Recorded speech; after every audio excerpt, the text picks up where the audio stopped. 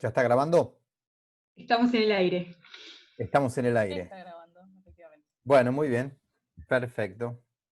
Bueno, ubiquémonos en tema. Estamos tratando los tipos de verdad dentro del realismo nociológico. Y a su vez, este gran tema del realismo nociológico lo estamos tratando en la primer pregunta del año de si es o no es posible una validación del conocimiento humano. Y la respuesta que da el realismo a esa pregunta es que sí, es posible una validación, casualmente porque estamos tratando el tercer principio del realismo nociológico, que consiste en decir que la mente humana es capaz de alcanzar verdad. ¿Mm? Es decir, es capaz de tener verdad en la inteligencia, de tener esa relación de correspondencia entre el ente y lo que se piensa del ente. Eso sería un poco el título para volver a meternos en estos temas. Nosotros de cada principio del realismo nociológico estamos tratando de mostrar o demostrar, primero, su condición de principio, de punto de partida, de premisa, y segundo, su irrefutabilidad.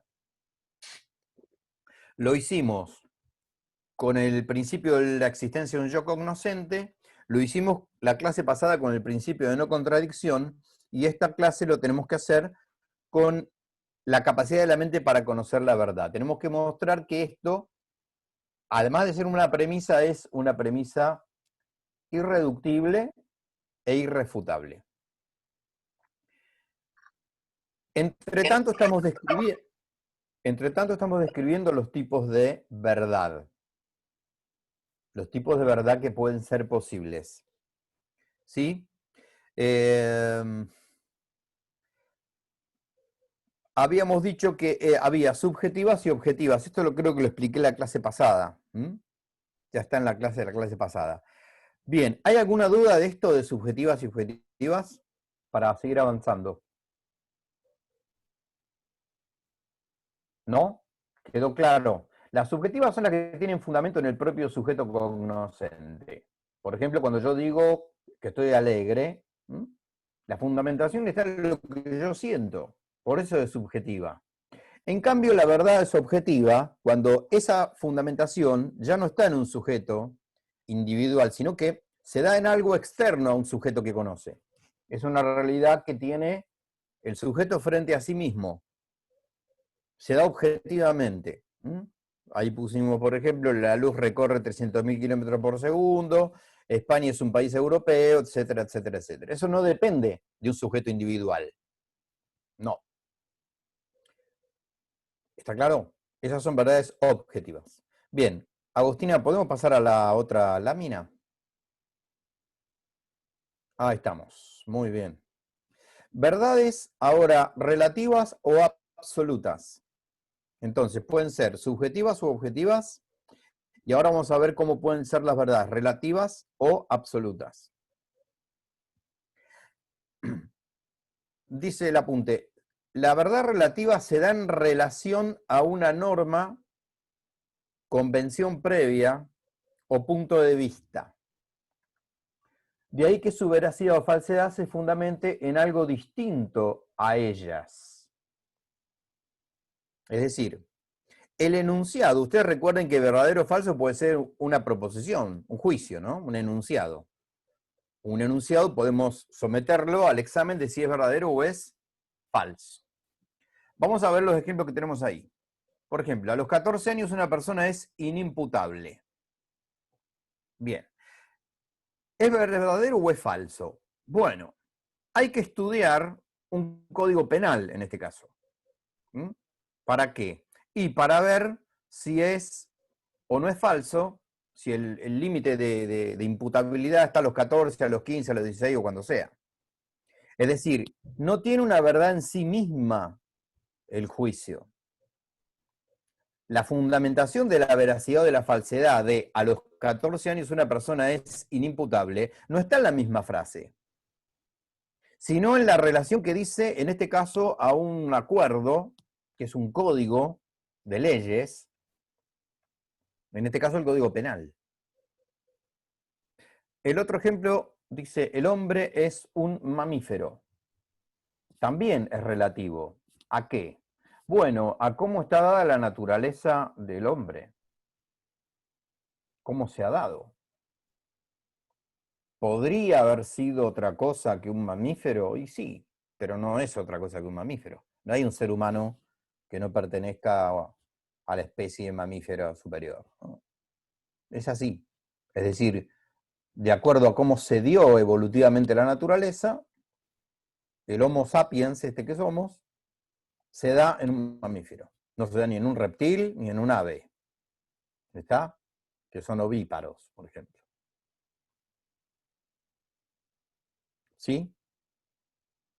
Pusimos otro ejemplo que tiene que ver con, ahora más que nada, con las costumbres, con la moral. Resulta molesto no ser correspondido en un saludo. ¿Es verdad o no es verdad que resulta molesto no ser correspondido en un saludo? Y de acuerdo a un trato social habitual que solemos tener, generalmente cuando uno saluda está esperando, demanda una respuesta, ¿sí? Pero bueno, podríamos decir tranquilamente que en la ciudad, por ejemplo, está más tolerado esa falta. Los que vivimos en la ciudad somos menos gentiles, me parece a mí. Eso en un pueblo es más grave, creo. No sé, me parece a mí. ¿Qué opinan?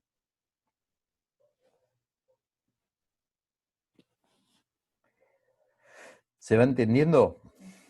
Sí, sobre todo por ahí. Creo que tiene que ver con la costumbre, puede generar una ofensa o algo así. Exacto. Exacto. Pero ven, la probabilidad es de acuerdo a un trato habitual, a una costumbre.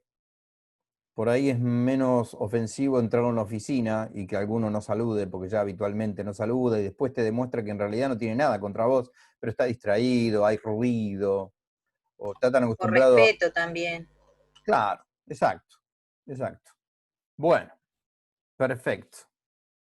Esas son verdades relativas. ¿Por qué? Porque la veracidad o la falsedad dice relación a una cosa distinta que no está incluida en la proposición. ¿Está?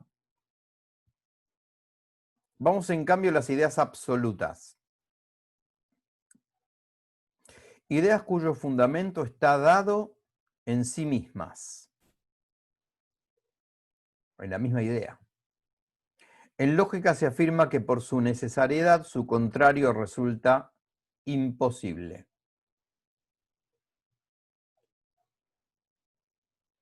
Por ejemplo, el cuadrado no es un círculo. Es una verdad absoluta. No depende de otra cosa que de lo que está diciendo. Que a los 14 años una persona sea inimputable sí depende de otra cosa de lo que se está diciendo. ¿De qué? Y de un código penal. O que no darle trabajo a una persona sea un delito depende de una constitución, de un derecho que se haya declarado en un orden jurídico. Pero que el cuadrado no pueda ser nunca un círculo, no depende de otra cosa, de lo que es un cuadrado y de lo que es un círculo. En eso es una verdad absoluta. Vuelvo a repetir lo que dice al principio, sobre todo. El fundamento está dado en sí misma, en la cosa misma está dada el fundamento. Otro ejemplo. Dos líneas rectas no pueden encerrar un espacio. Dos líneas rectas no pueden encerrar un espacio. Imaginémoslo, hoy no voy a dibujar, ¿eh? Con ustedes fue que dibujé el círculo el otro día, qué espanto. Después, ¿saben que me quedó eso después? Y yo me levanté el otro día y dije, mi pobre gente, yo estuve con eso un viernes a la noche, por favor. Victoria, ¿cómo te va? Bien, ¿cómo andan? ¿Cómo anda, Estás profe? allá en las alturas. ¿Qué pasó? ¿Lo tiraste al piso al celular? ¿Eh? No, no sé, Estás muy no sé alta. cómo. Ah, puede ser que lo tengo apoyado acá, sí. ¿Ahí? Hoy la ¿Mejor? anfitriona es Agostina, ¿eh? Sí, Yo no ahí. estoy dejando entrar a nadie hoy. Soy un alumno más. Una genia al toque. Gracias, Soy un Agos. invitado. Bueno, bienvenida. Gracias. Muy bien. Bueno, entonces, Dos líneas rectas no pueden encerrar un espacio. Y no. El espacio se me escapa. Las ponga como las ponga, las cruce, no las cruce, las ponga paralela, oblicua, a 10 kilómetros de distancia cada línea. No hay manera que encierren un espacio. Por algún lado se me va el espacio. Eso es una verdad absoluta. Porque es una relación intrínseca a la relatividad que hay entre dos líneas. Sobre todo entre dos rectas. No hay forma de encerrar a nadie entre dos rectas. No hay forma. Ya entre tres rectas sí, lo meto dentro de un triángulo al tipo. No se puede escapar. Pero entre dos no. Le dejo una puerta abierta. Siempre. No hay vuelta ahí, ¿eh? ¿Ven? Vivimos en una época donde decir que hay verdad es absoluta parece un pecado o una locura. ¿Eh? Y la locura es decir lo contrario en realidad. ¿Está? Muy bien. Sigo. El todo es mayor que cualquiera de sus partes. Y bueno, sí también. No tengo que ir a pensar en ninguna otra cosa que lo que estoy diciendo. Por eso no es relativo. Insisto con esto para que quede claro, porque sobre todo con estos dos tipos de verdades, ustedes van a tener que batallar como docentes en filosofía toda la vida. Porque al tiempo que nos ha traído Dios a este mundo, no le gusta ni medio que le hablen de verdades absolutas. ¿Sí? Después vamos a hacer una especie de reflexión final. ¿Mm? Muy bien. El todo es mayor que cualquiera de sus partes. Y sí, qué sé yo tengo acá un estuche de anteojos que es un todo. Y este borde es una parte, y este borde es otra parte, y este borde es otra parte. Por supuesto que cualquiera de estos bordes es más chiquitito que todo el estuche. Eso no hay manera de que no sea así. Si una parte fuera mayor que el todo, ya no sería una parte, ya sería otra cosa. Ya estoy tomando como todo lo que no es todo. Me está faltando algo. ¿Mm? Hola Ángela, ¿cómo andás? Bien. Rosana, Perdón No sé, que a mí algunos me van apareciendo ahora, no sé si recién se incorporan. Sí, no, Pero, sí. ok, bueno. profe, Rosana levantó la mano. Ah, no la veo de acá, pues yo tengo a 3 nomás. Perdón, sí. Rosana, Sí, entonces las verdades absolutas serían evidentes, ¿es no así? siempre. No siempre. No siempre las verdades absolutas son evidentes. Porque estoy pensando en alguna que no sea evidente.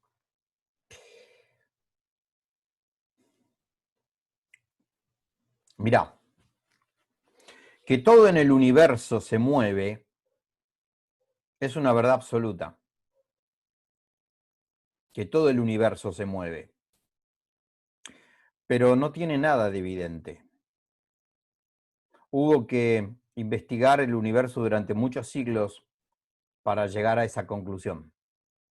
Ahora a nosotros sí nos resulta, no sé si evidente, pero podemos constatarlo de muchas maneras, de que el planeta se mueve, que los satélites se mueven, que las estrellas se mueven. Pero bien quietito nos parecía todo hasta no hace mucho. Hará 3 o 4 siglos que nos dimos cuenta que todo gira alrededor de algo. Incluso la galaxia gira alrededor de su propio eje, ¿no? Pero ahí tenés. No siempre. Esa es otra distinción. Perfecto. Gracias. ¿Sí? ¿Me expliqué? Bueno, me alegro. Esa es otra que podríamos, un paréntesis que podemos hacer también. Ojo que este apunte de verdad, de tipos de verdad, no intenta agotar todos los tipos de verdades. Fui a las más groseras, ¿no? Y esa que propone Rosana, podría generar otra disyunción, ¿no? Verdades evidentes y verdades no evidentes. Por ejemplo, siempre hablando en filosofía, la idea de un ser, principio y fin de todas las cosas, el ente infinito, llamado Dios por Aristóteles y amigos, eso ya es metafísica, ¿no? Es una verdad absoluta. Sí. Absoluto quiere decir que no está ligado a otra cosa, eso quiere decir absoluto. Dios es una verdad absoluta. pero no es evidente en absoluto. No es para nada evidente, ni para la filosofía, ni para la fe. No. Si fuera evidente no tendremos que creer en él, en Dios digo, y filosóficamente si fuera una verdad evidente no habría que demostrarla, como hace Santo Tomás en las 5 vías. ¿Recuerdan? Las 5 vías para la demostración de Dios, de la existencia de Dios.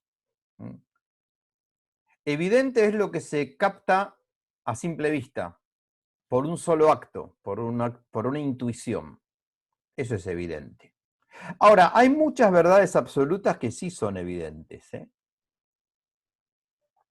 Yo acá puse ejemplos medio alambicados, medio complicados, ¿no? Pero fíjense el último que puse ahí, en verdades absolutas. Yo estoy aquí y no en cualquier otra parte. Que yo estoy aquí y estoy hablando con ustedes es una verdad absoluta. La veracidad de que yo estoy acá, en mi casa, dando esta clase, ¿hay que ir a comprobarlo mediante otra cosa? ¿Se fundamenta la verdad de que yo estoy acá? ¿Está fundamentada en otra cosa de que yo estoy acá? No. Es una verdad absoluta. No dice relación a otra cosa que a que yo esté acá. Ahora, si yo me voy, ya no estoy más acá. Y no hay ningún problema. Vivimos rodeados de verdades absolutas. No hay ningún inconveniente con eso. No hay que asustarse. Ahora, a veces los alumnos en este tema preguntan, en secundaria, en la facultad, en nivel superior, pero si es una verdad absoluta, ¿por qué hay gente que no la conoce? ¿O por qué hay gente que lo niega? ¿Se entiende la pregunta? Que haya verdades absolutas no quiere decir que todo el mundo las conozca. Ojo, en realidad no hay ninguna verdad que todo el mundo conozca. Ninguna, ¿eh? Hay gente que no sabe que 2 más 2 es 4, ¿sabían? ¿Conocen personas que no sepan que 2 más 2 es 4?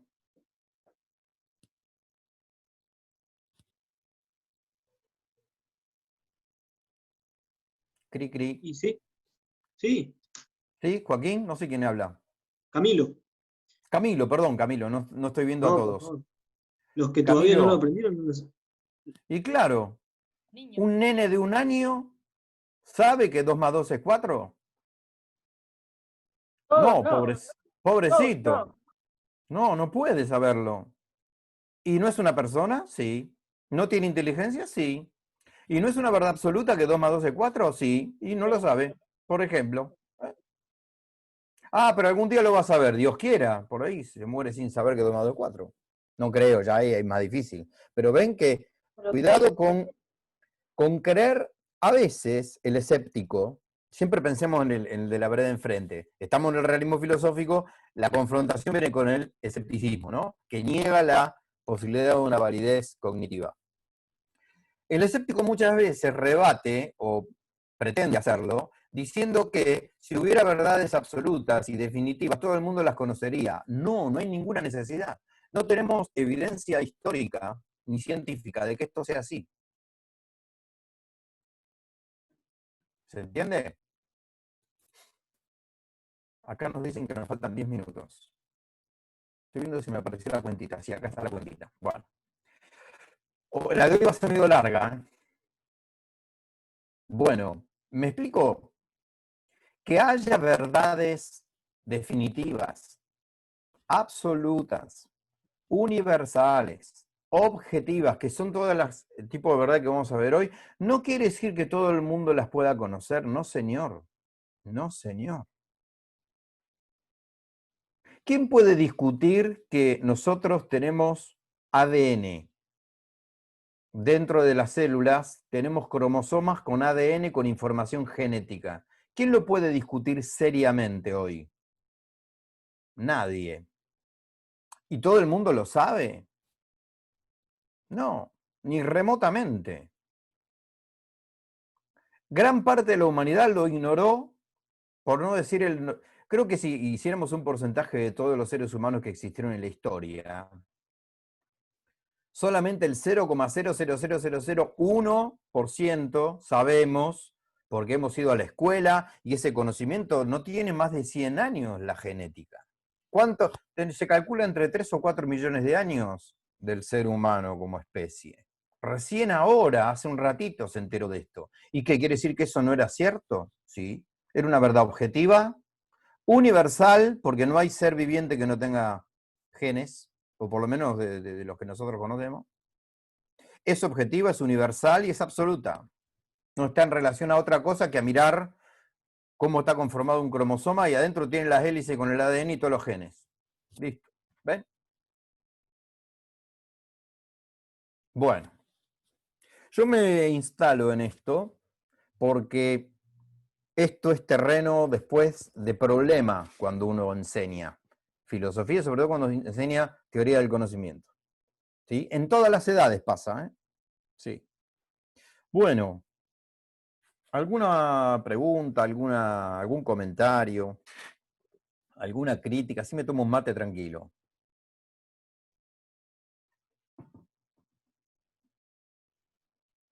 ¿No?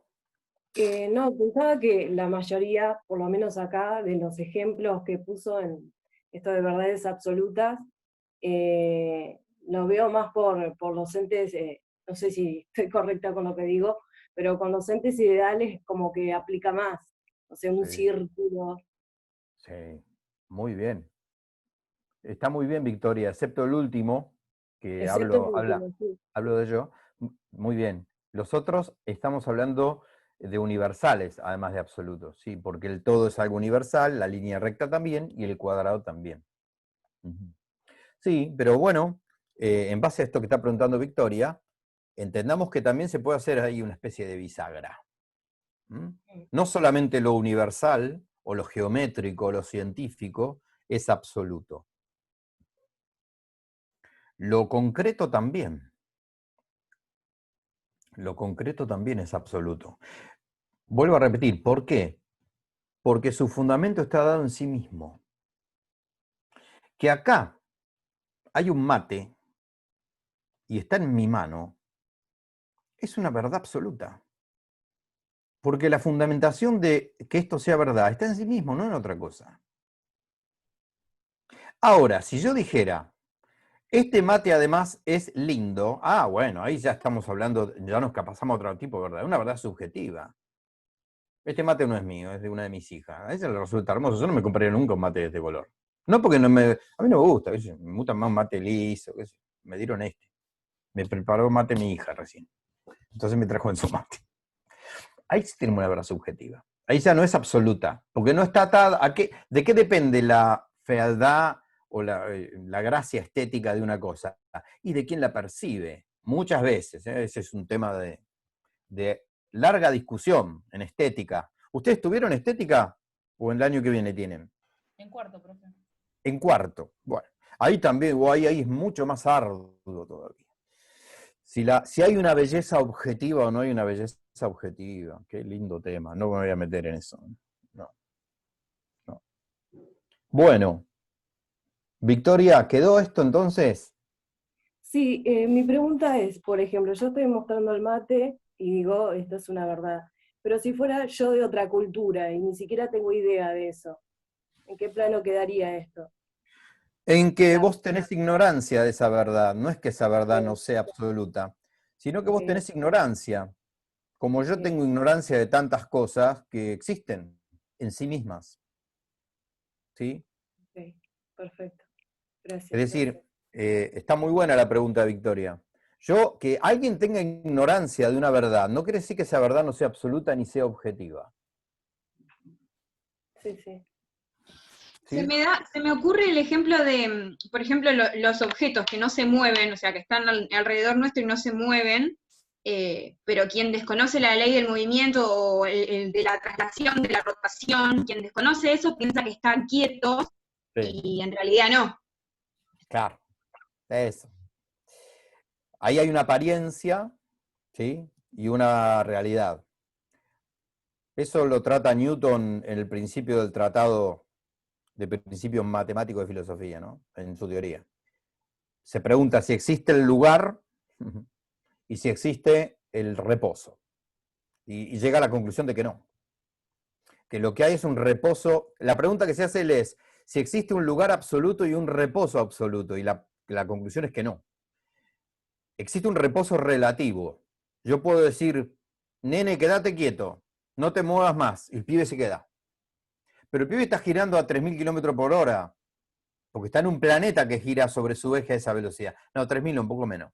Sí, si vas un poquito más hondo, a nivel celular y demás, sigue en movimiento. Pero bueno. Seguro, y además se está moviendo, Como porque irse muy la lejos. sangre está circulando. Perfecto. Es decir, el reposo es relativo. Yo digo que la mano se queda quieta respecto a la distancia que tiene con mi cuerpo. Ahora, cuando yo empiezo a hacer así, se está moviendo. Pero está haciendo un múltiple movimiento. Está muy bien observado eso. ¿Sí? En realidad el reposo absoluto no existe. Existe el reposo relativo, o no nos consta. Hay todo un tema con eso, porque todas las cosas que giran tendrían que tener un punto fijo. Ahí hay un problema entre la razón. La inteligencia tiene límites, qué noticia. Pero todo lo que gira sobre sí mismo tiene que tener un centro inmóvil, un punto fijo. Y sin embargo, como ente de razón lo entendemos, pero no nos consta empíricamente. Para que una cosa gire sobre sí misma tiene que haber un punto que no gira, para que lo demás gire sobre él. Pero sin embargo, no se nos hace tangible. Es un problema esto. Es un problema que raya en el infinito matemático, que ya Parménides se topó con ese problema. Cuando decía que el movimiento era imposible, que una distancia no se podía cubrir, bueno. Bueno, la invito a Agostina, si es tan amable, a que se baje de acá, ¿sí? Porque ya se nos termina el tiempo. Vamos a seguir un rato bastante importante hoy. Bueno.